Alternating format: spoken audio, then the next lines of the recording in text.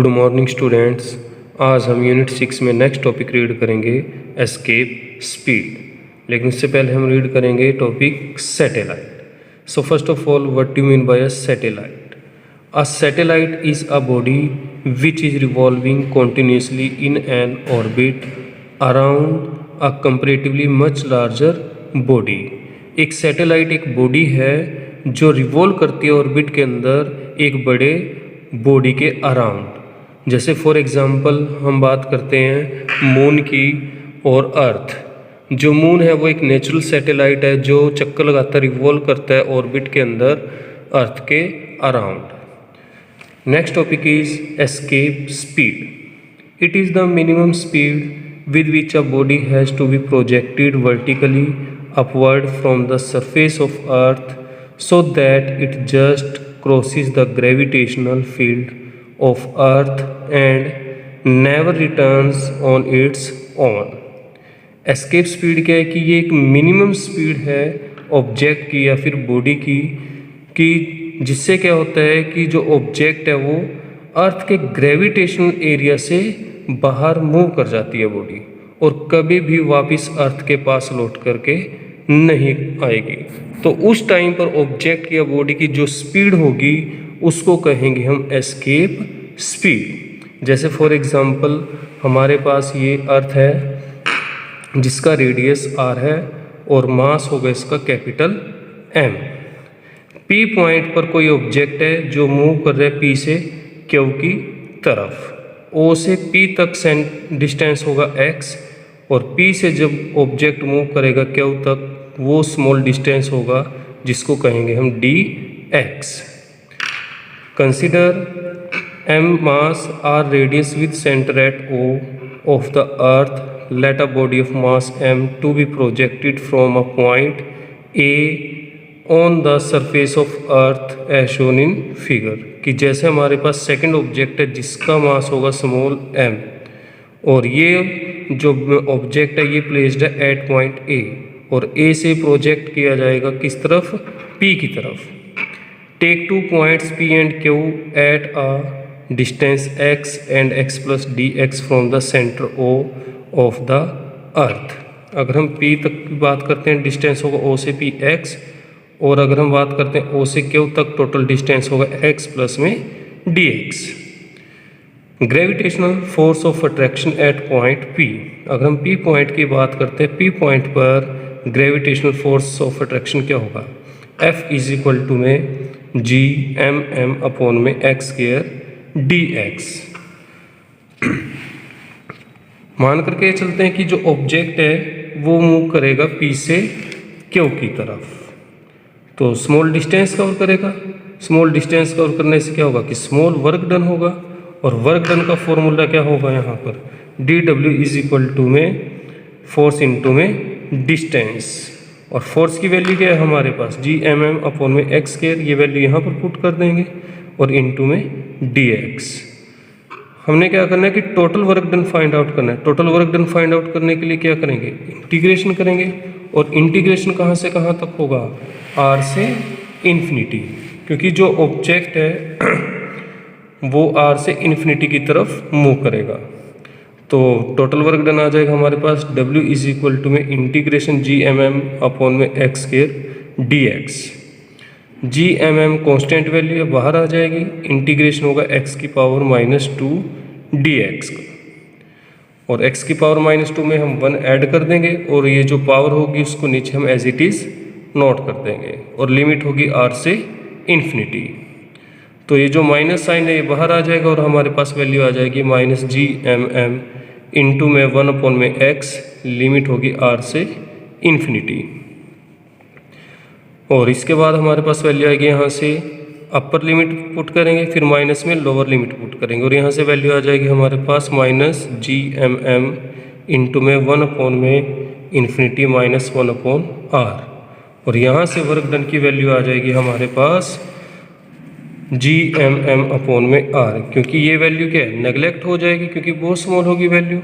और यहाँ से जब माइनस माइनस करेंगे तो ये प्लस हो जाएगा, तो हमारे पास ये वैल्यू आ जाएगी G(m)m अपॉन में r।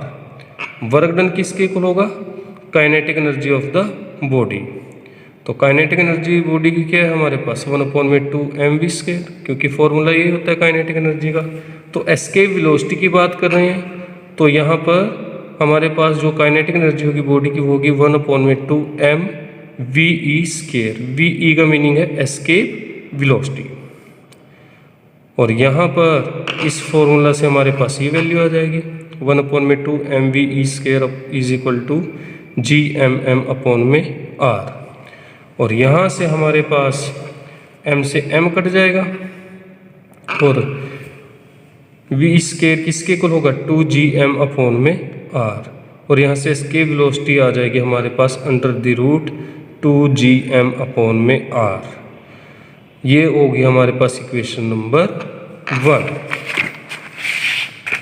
इसके बाद using law of conservation of mechanical, और यहाँ से हमारे पास क्या होगी कि जो टोटल एनर्जी है बॉडी की पोटेंशियल प्लस में काइनेटिक एनर्जी, वो किसके इक्वल होगी टोटल एनर्जी एट इन्फिनिटी। कि जब इन्फिनिटी पॉइंट पर ऑब्जेक्ट मूव कर जाएगा तो वहाँ पर जो टोटल एनर्जी होगी वो इक्वल होगी काइनेटिक एनर्जी प्लस में पोटेंशियल एनर्जी।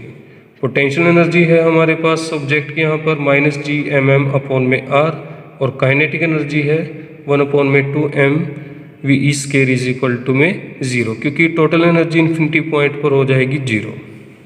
और यहाँ से हमारे पास v² की वैल्यू आ जाएगी 2gm/r, और यहाँ से ve की वैल्यू आ गई हमारे पास √2gm/r। As g is equal to में कैपिटल Gm/r²। ग्रेविटेशनल कांस्टेंट और एक्सीलरेशन ड्यू टू ग्रेविटी के बीच ये रिलेशन होता है, तो यहाँ से हमारे पास gm की वैल्यू आ जाएगी gr²। तो ये वैल्यू हम यहाँ पर पुट कर देंगे, तो इस तरह से यहाँ से हमारे पास ve की वैल्यू आ जाएगी √2gr² में कैपिटल R। एक R से एक R कट जाएगा, और यहाँ से हमारे पास एस्केप वेलोसिटी आ जाएगी √2gr। ये आ गई हमारे पास equation number 3। If rho is the density of the earth, अगर हमारे पास रो डेंसिटी है अर्थ की, तो मास क्या होगा, क्योंकि डेंसिटी का फॉर्मूला होता है मास पर यूनिट वॉल्यूम, और अर्थ का वॉल्यूम कितना होगा 4/3πr³, और यहाँ से मास आ जाएगा हमारे पास 4/3πr³ रो। ये आ गई हमारे पास इक्वेशन नंबर 4।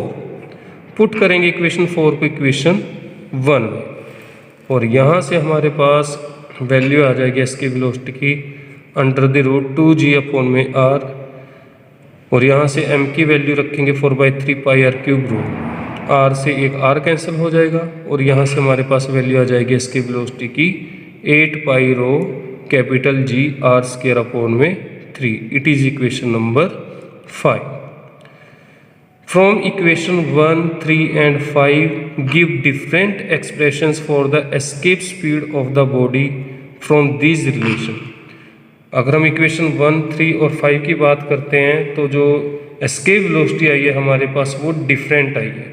तो इससे क्या कंक्लूजन आएगा कि क्या फाइंड आउट किया हमने। फर्स्ट पॉइंट है यहाँ पर हमारे पास the value of escape speed does not depends upon the mass of the body. कि जो बॉडी है उसका मास कितना है, कितना भी हो चाहे, तो मीन्स उसके ऊपर वो डिपेंड नहीं करेगी।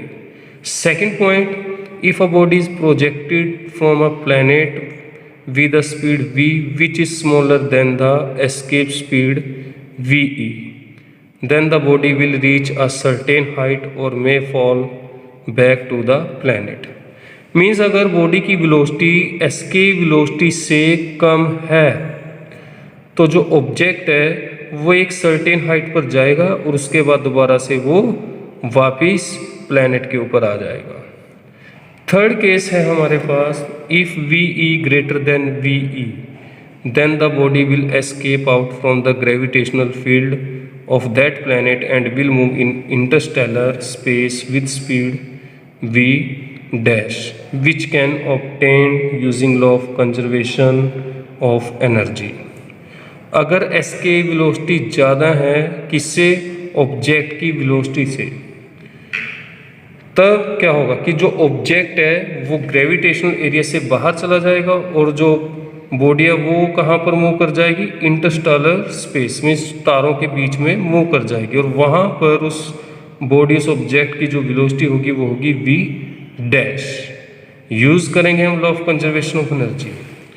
तो यहाँ पर होगी total energy means kinetic energy plus में पोटेंशियल एनर्जी ऑब्जेक्ट की, और वो इक्वल एनर्जी होगी कहाँ पर, जहाँ पर ऑब्जेक्ट मूव कर गया इंटरस्टेलर स्पेस के अंदर। तो वहाँ पर काइनेटिक एनर्जी होगी 1/2 mv डैश स्क्वायर। और इसको सॉल्व करने के बाद हमारे पास ये वैल्यू आ जाएगी v dash square is equal to v square minus 2gm/r, और ये हमारे पास है एस्केप वेलोसिटी, और यहाँ से v डैश स्क्वायर की वैल्यू आ जाएगी हमारे पास v square minus v square. इसके बाद नेक्स्ट टॉपिक है हमारे पास वेटलेसनेस।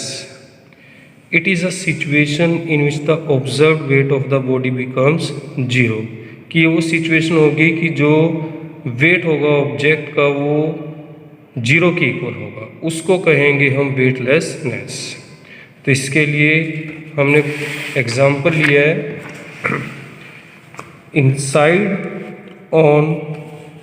इनसाइड एन एलिवेटर, कि ये हमारे पास एक लिफ्ट है, इसके अंदर पैसेंजर है और ये लिफ्ट मूव करेगी डाउनवर्ड डायरेक्शन में विद एक्सीलरेशन a।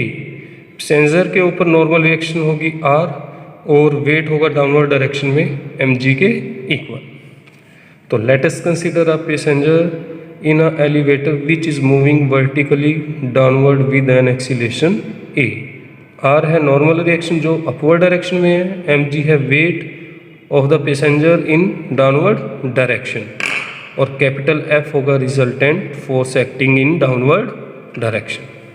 तो यहाँ पर हमारे पास टोटल फोर्स की वैल्यू होगी mg माइनस r, क्योंकि जो लिफ्ट है वो नीचे की तरफ मूव कर रही है डाउनवर्ड डायरेक्शन में, तो वेट ज़्यादा होगा as compare to normal reaction, और टोटल रिजल्ट होगा जो फोर्स का वो किसके इक्वल होगा, mg minus r। Also according to Newton second law of motion अगर हम बात करते हैं F इज इक्वल टू में ma, तो यहाँ पर हम ma वैल्यू पुट कर देंगे, तो mg minus r is equal to में ma, और यहाँ से हम क्या करेंगे ma को लेफ्ट साइड ले आएंगे और ये लेफ्ट साइड से माइनस r राइट की तरफ चला जाएगा, तो mg minus ma is equal to में r, और यहाँ से वैल्यू आ जाएगी m इंटू में g minus a is equal to में r, और यहाँ से r की वैल्यू आ जाएगी r is equal to m into में g माइनस a, और यहाँ से यह आ जाएगी हमारे पास इक्वेशन नंबर 1, क्योंकि जो नॉर्मल रिएक्शन है वो वेट के इक्वल होगी। If the elevator cable is cut and is allowed to fall freely with acceleration a is equal to में g। अगर हम केबल को, जो एलिवेटर केबल अगर उसको हम कट कर देते हैं, तो कट करने के बाद क्या होगा कि जो लिफ्ट है वो एकदम से नीचे की तरफ आएगी, और यहाँ पर a की वैल्यू किसके इक्वल होगी, g के इक्वल, और ये वैल्यू हम इक्वेशन नंबर 1 में पुट कर देंगे, और यहाँ से हमारे पास वेट की वैल्यू किसके इक्वल आ जाएगी, 0 की, क्योंकि g माइनस जी 0 के इक्वल होगा, और 0 इंटू में m वो भी 0 के इक्वल, तो यहाँ से वेट की वैल्यू आ जाएगी हमारे पास 0। It means no reaction on the passenger due to floor exert his apparent weight is 0 and he is in a state of weightlessness. Means passenger के ऊपर कोई रिएक्शन नहीं होगी, और जो अपेरेंट वेट होगा वो किसके इक्वल होगा, 0 के इक्वल, और इस स्टेट को हम क्या कहेंगे, वेटलेसनेस।